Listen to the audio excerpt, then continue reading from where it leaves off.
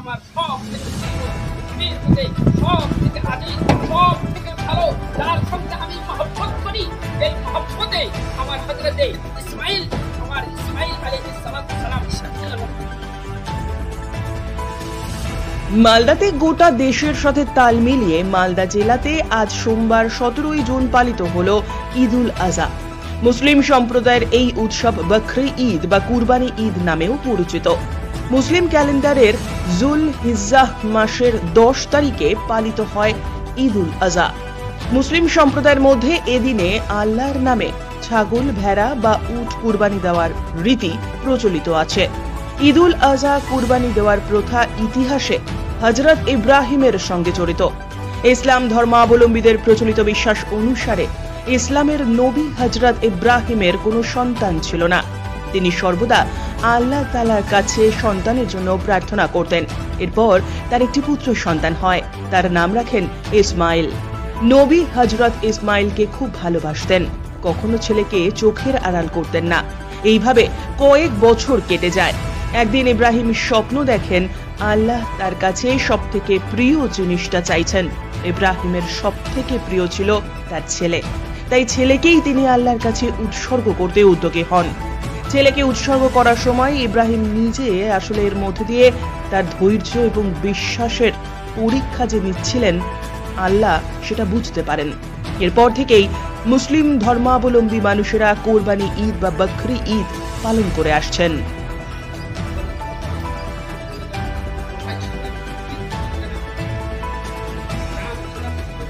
কথায় কিভাবে এই দিনটি পালন করলেন? আজকের দিনটা হচ্ছে ঈদুল আজহার দিন। আমরা সকলে এই কাটিকান্দ ঈদগাহ ময়দানে এসে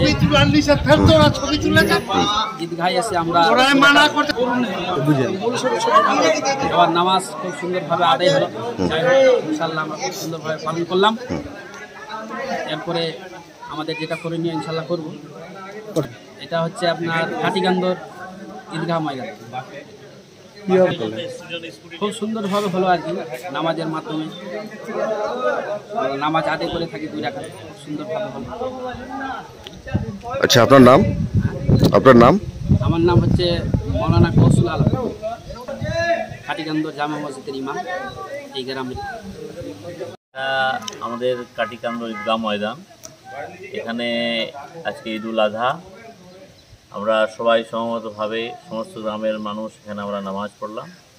নামাজের পরে আল্লাহর উদ্দেশ্যে আমাদেরকে কুরবানি করতে হবে, সেখানে আমরা এবার যাব। আমাদের যে আজকের এই বিশেষ দিন ঈদুল আজহা, আমরা যে চতুষ্পদ জন্তু আজকে আমরা আল্লাহর উদ্দেশ্যে কুরবানি করি। মাংস বা রক্ত যেটা আছে সেটা তো আল্লাহর কাছে যাবে না, কিন্তু আমরা মুসলমান হিসাবে যে আমাদের তাকওয়া অর্থাৎ আল্লাহর প্রতি যে আমাদের ভীতি, অর্থাৎ আল্লাহর আমাদের প্রতি যে সে সমস্ত ইনস্ট্রাকশন বা আমাদেরকে যে আদেশ দিয়েছেন সে সমস্ত মেনে চলা, এবং আল্লাহ রসুল এবং তার যে কিতাব এই সমস্তকে মেনে চলা, সেই যে আদেশ সেটা আমরা মেনে চলছি। এবং এই যে কুরবানির যে মাংস নিজে খাওয়া এবং অন্যদেরকে খাওয়ানোর যে আদেশ আছে সেটা আমরা সবাই মিলে পালন করব। বিশেষ করে যারা যাঞ্চাকারী এবং অযাঞ্চাকারী, অর্থাৎ কেউ হয়তো দিতে পারছে না আজকের দিনে কুরবানি, তাদেরকে আমাদের বাড়িতে মাংস পৌঁছে দিতে হবে।